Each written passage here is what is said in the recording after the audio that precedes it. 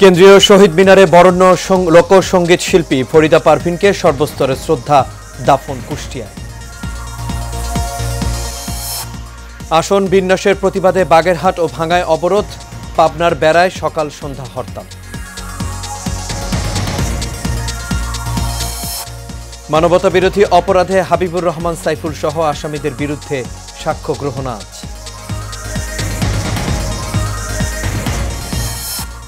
এবং ভরা মৌসুমেও ইলিশের দাম আকাশচুম্বী, সিন্ডিকেট বন্ধে দ্রুত পদক্ষেপের দাবি ক্রেতাদের।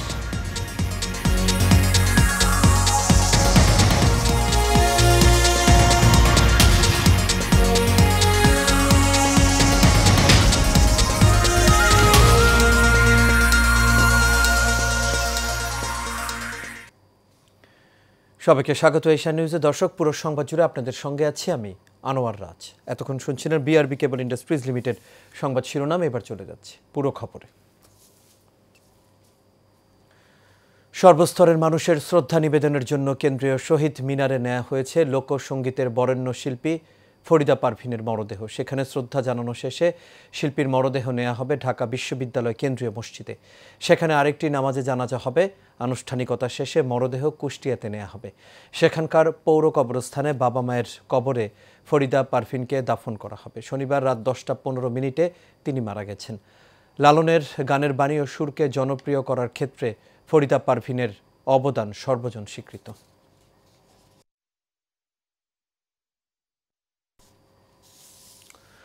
পাবনা 1 সংসদীয় আসন পুনর্বহালের দাবিতে বেড়ায় আজ সকাল সন্ধ্যা হরতাল এবং সড়ক ও নৌপথ অবরোধ পালন করছে সর্বদলীয় সংগ্রাম কমিটি। হরতাল সমর্থনকারীরা পাবনা ঢাকা মহাসড়কের বেড়া সিএনবি মোড়ে রাস্তায় গাছের গুঁড়ি ফেলে ও টায়ার জ্বালিয়ে অবরোধ সৃষ্টি করে। এদিকে রাস্তার বিভিন্ন মোড়ে হরতালের সমর্থনে মিছিল বের করা হয়। গত 4 আগস্ট ত্রয়োদশ সংসদ নির্বাচনের জন্য 300 আসনে চূড়ান্ত সীমানার প্রজ্ঞাপন জারি করে নির্বাচন কমিশন। এতে সাঁথিয়া ও বেড়া উপজেলার একাংশ নিয়ে গঠিত পাবনা 1 আসন সংশোধন করে শুধু সাঁথিয়া উপজেলাকে নিয়ে পাবনা 1 আসন করা হয় এবং পাবনা 2 আসনের সুজানগর ও বেড়া উপজেলার একাংশের সঙ্গে বেড়া উপজেলাকে পুরোপুরি সংযুক্ত করা হয়েছে। এরপর থেকে ক্ষোভে ফেটে পড়ে বেড়া উপজেলাবাসী। বাগেরহাটে সংসদীয় আসন সংকোচনের প্রতিবাদে আবারও বিক্ষোভ কর্মসূচি পালিত হয়েছে। 4টি আসন বহালের দাবিতে সোমবার থেকে 3 দিনের হরতালের ঘোষণা দিয়েছে সর্বদলীয় সম্মিলিত কমিটি। সকাল 8টা থেকে জেলা প্রশাসকের কার্যালয় সহ সরকারি দপ্তরের সামনে অবস্থান কর্মসূচি করেন সর্বদলীয় সম্মিলিত কমিটি। অন্যদিকে ফরিদপুরের ভাঙ্গা উপজেলার আলগি ও হামিরদি ইউনিয়নকে 4 নম্বর সংসদীয় আসন থেকে 2 নম্বর আসনে অন্তর্ভুক্ত করার প্রতিবাদে আজও মহাসড়ক ও রেলপথ অবরোধ করেছেন স্থানীয়রা। সকাল থেকে ভাঙ্গায় ঢাকা খুলনা ঢাকা বরিশাল মহাসড়কের 8টি পয়েন্টে অবস্থান নেন বিক্ষোভকারীরা। এতে রাজধানী থেকে ভাঙ্গা হয়ে চলাচলকারী বিভিন্ন জেলার যান চলাচল বন্ধ হয়ে যায়। জুলাই আগস্ট আন্দোলন ঘিরে আশুলিয়ায় 6 জনের লাশ পোড়ানো সহ 7 জনকে হত্যার ঘটনায় মানবতা বিরোধী অপরাধের মামলায় সাবেক এমপি সাইফুল ইসলাম সহ 16 আসামির বিরুদ্ধে সূচনা বক্তব্য উপস্থাপন সাক্ষ্য গ্রহণ আজ।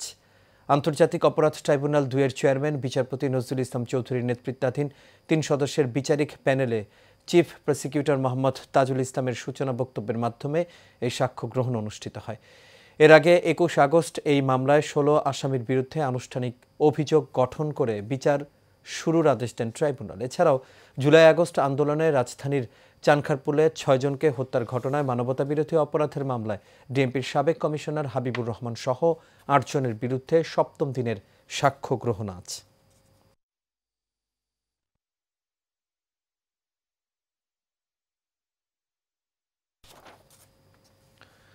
ঢাকা বিশ্ববিদ্যালয় কেন্দ্রীয় ছাত্র সংসদের কার্যনির্বাহী পরিষদের প্রথম সভা শুরু হয়েছে। সকালে উপাচার্যের অফিস সংলগ্ন একটি কক্ষে এই সভা শুরু হয়। এই সভায় ডাকসুর নবনির্বাচিত ভিপি, জিএস, এজিএস সহ কার্যনির্বাহী পরিষদের অন্যান্য সদস্যরা অংশ নিয়েছেন। বিশ্ববিদ্যালয়ের উপাচার্য নিয়াজ আহমেদ সভার সভাপতিত্ব করেন।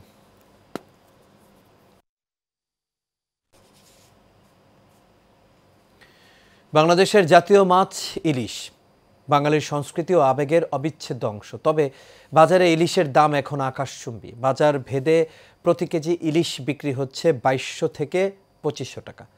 অতিরিক্ত দামের কারণে সাধারণ ক্রেতারা পড়েছেন বিপাকে। দ্রুত সরকার কার্যকর পদক্ষেপ নিয়ে ইলিশের দাম অনুকূলে আনবে প্রত্যাশা সাধারণ মানুষের। আবির হোসেনের ক্যামেরায় ওয়ালি সিদ্দিক রিপোর্ট করেছেন।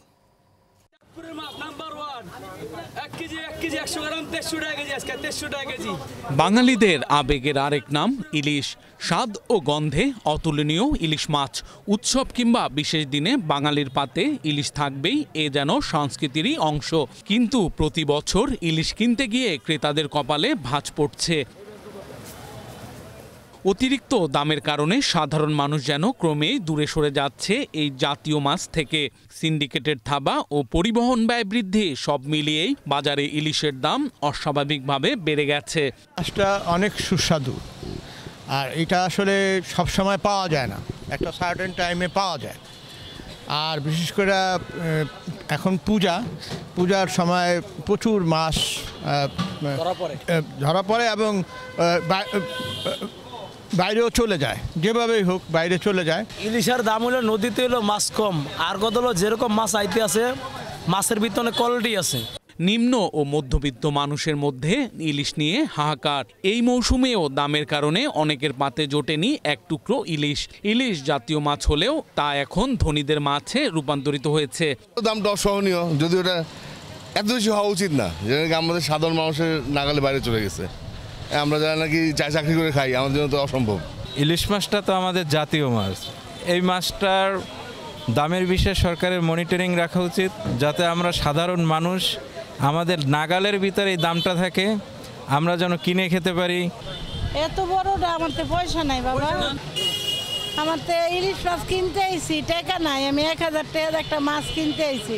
দামের কারণে ইলিশ থেকে বঞ্চিত সাধারণ মানুষ, কিন্তু প্রতি বছর টনকে টন ইলিশ উপহার পাঠানো হয় প্রতিবেশী দেশে। এ নিয়ে ক্ষোভ প্রকাশ করেছেন সাধারণ মানুষ। তারা বলছেন সরকার কার্যকর পদক্ষেপ নিলে ইলিশের দাম আবারও সাধ্যের মধ্যে ফিরে আসবে। ওয়ালি সিদ্দিকী, এশিয়ান টেলিভিশন, ঢাকা।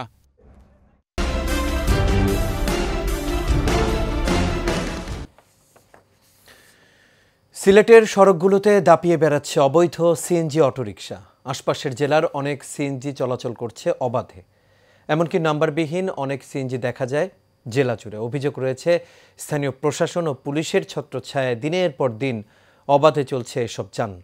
পিঙ্কু দাসের রিপোর্ট, জানাচ্ছেন জামালুন নূর।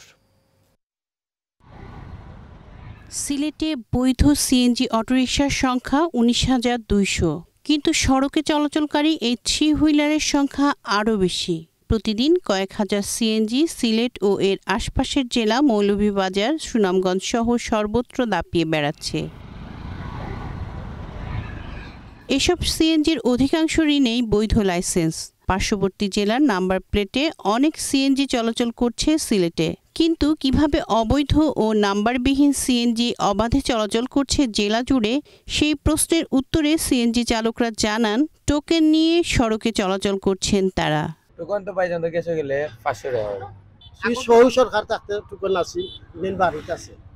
আমরা পুলিশে ফাঁকি দিও, আমরা যাইরাম আইরাম চলরাম, মানে পুলিশে তো পুলিশ না দেখে দাইছি, নাইলে পুলিশ চালাইলাম না, বুঝছেন না। টোকেন ধরলেও পুলিশে টাকা দেওয়া লাগে, না ধরলে টাকা দেওয়া লাগে, কোনো ফাংশন নাই, টোকেন দিতাম বলে। সড়কে অবৈধ সিএনজি চলাচল বন্ধে কোনো পদক্ষেপ নেওয়া হচ্ছে না কেন জানতে চাইলে বিশ্বনাথ উপজেলার বালাগঞ্জ ওসমানীনগরের সার্কেল এসপি বলেন, অবৈধ সিএনজি চলাচল বন্ধে নিয়মিত অভিযান চলছে। আমরা আমাদের জায়গা থেকে আমাদের সর্বোচ্চ চেষ্টাটুকু করব যে এই ধরনের অবৈধ সিএনজি গুলো যেন চলতে না পারে। একই সাথে টোকেন বাণিজ্য নিয়ে জানতে চাইলে পুলিশ সুপার মাহবুবুর রহমান বলেন, কারো বিরুদ্ধে এমন অভিযোগ প্রমাণ পেলে কঠোর ব্যবস্থা নেওয়া হবে। টোকেন বা অন্য কোনোভাবে আপনার কাগজপত্র, সরকারের একবারে বৈধ কাগজপত্র ছাড়া অন্য কোনো পদ্ধতিতে এগুলা চালু করার বা চালানোর কোনো সুযোগ নেই। যদি এরকম কোনো স্পেসিফিক তথ্য কেউ আমাকে দেয় বা আমার কাছে আসে, আমি অবশ্যই সেটা তদন্ত করি। যদি আমাদের কারো কেউ কোনো এটার সাথে ইনভলভমেন্ট থাকে, অবশ্যই তাদের বিরুদ্ধে প্রয়োজনীয় যতটুকু ব্যবস্থা নেওয়ার আমি নিব। এদিকে বিআরটিএর এই কর্মকর্তা জানান, অবৈধ যানবাহন বিরোধী অভিযান চলমান রয়েছে। শিগগিরই সড়কে শৃঙ্খলা ফিরবে। আমরা মোবাইল কোডের মাধ্যমে, যখন আমাদের ম্যাজিস্ট্রেট মহোদয় আছেন, উনি মোবাইল কোডের মাধ্যমে অন্য জেলার গাড়ি যদি জেলায় চলে সেগুলো ব্যবস্থা নেন। বিপজ্জনক এই যান চলাচল নিয়ন্ত্রণ করে সড়কে নিরাপত্তা নিশ্চিতে দ্রুত পদক্ষেপ নেবে সংশ্লিষ্টরা, এমনটাই প্রত্যাশা সবার। জামালুন নূর, এশিয়ান টেলিভিশন।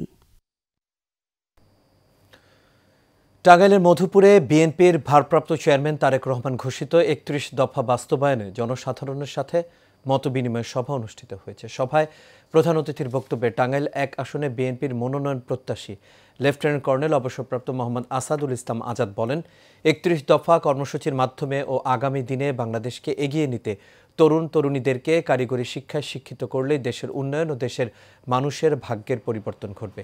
মোহাম্মদ ওয়াহেদ আলীর সভাপতিত্বে এ সময় আরও বক্তব্য রাখেন উপজেলা বিএনপির সাবেক যুগ্ম আহ্বায়ক মোহাম্মদ আবুল কালাম আজাদ, উপজেলা বিএনপির সাবেক যুগ্ম সাধারণ সম্পাদক মোহাম্মদ আশরাফুল ইসলাম মাসুদ সহ আরও অনেকেই। রাজধানীতে জাতীয় প্রেস ক্লাবের সদস্য এবং তাদের পরিবারের জন্য ফ্রি মেডিকেল ক্যাম্প ও কর্পোরেট ডিসকাউন্ট হেলথ কার্ড বিতরণ অনুষ্ঠিত হয়েছে। শনিবার সকাল ৯টা থেকে দুপুর ২টা পর্যন্ত ইনসাফ বারাকা কিডনি অ্যান্ড জেনারেল হাসপাতালের সহযোগিতায় এবং জাতীয় প্রেস ক্লাবের ব্যবস্থাপনায় জহুর হোসেন চৌধুরী হলে ফ্রি মেডিকেল ক্যাম্প ও কর্পোরেট ডিসকাউন্ট হেলথ কার্ড বিতরণ আয়োজিত হয়। এতে ক্লাবের প্রায় ৩০০ সদস্য এবং তাদের পরিবারের সদস্যদের ডায়াবেটিস সম্পর্কিত RBS পরীক্ষা, রক্তের নমুনা সংগ্রহ এবং ব্লাড প্রেশার চেকআপ সহ বিভিন্ন বিষয়ে অভিজ্ঞ ডাক্তার দ্বারা চিকিৎসা দেওয়া হয়। আনুষ্ঠানিকভাবে ফ্রি মেডিকেল ক্যাম্প ও কর্পোরেট ডিসকাউন্ট হেলথ কার্ড উদ্বোধন করেন জাতীয় প্রেস ক্লাবের সভাপতি Hasan Hafiz, Insaf Baraka kidney and general হাসপাতালের additional managing director Mohammad Altaf Hossain. এ সময় আরও উপস্থিত ছিলেন জাতীয় প্রেস ক্লাবের সাধারণ সম্পাদক আইয়ুব ভুইয়া, ব্যবস্থাপনা কমিটির সদস্য BFUJ-এর মহাসচিব কাদের গনি চৌধুরী সহ আরও অনেকেই। আর এর সাথে শেষ করবে এশিয়ান নিউজ। তবে যাবার আগে BRB কেবল ইন্ডাস্ট্রিজ লিমিটেড সংবাদ শিরোনামগুলো দেখে নেব দর্শক আরও একবার।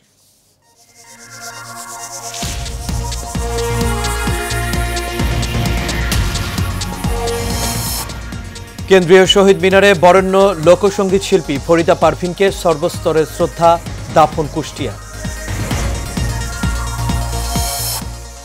আসন বিন্যাসের প্রতিবাদে বাগেরহাট ও ভাঙ্গায় অবরোধ, পাবনার বেড়ায় সকাল সন্ধ্যা হরতাল। মানবতা বিরোধী অপরাধে হাবিবুর রহমান সাইফুল সহ আসামিদের বিরুদ্ধে সাক্ষ্য গ্রহণ আজ।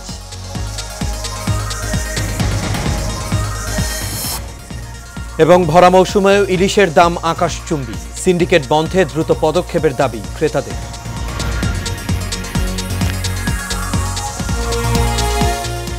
দর্শক, এই ছিল আমাদের এখনকার আয়োজনে। আমাদের পরবর্তী সংবাদ দেখার আমন্ত্রণ রইল। এতক্ষণ সাথে থাকার জন্য সবাইকে ধন্যবাদ।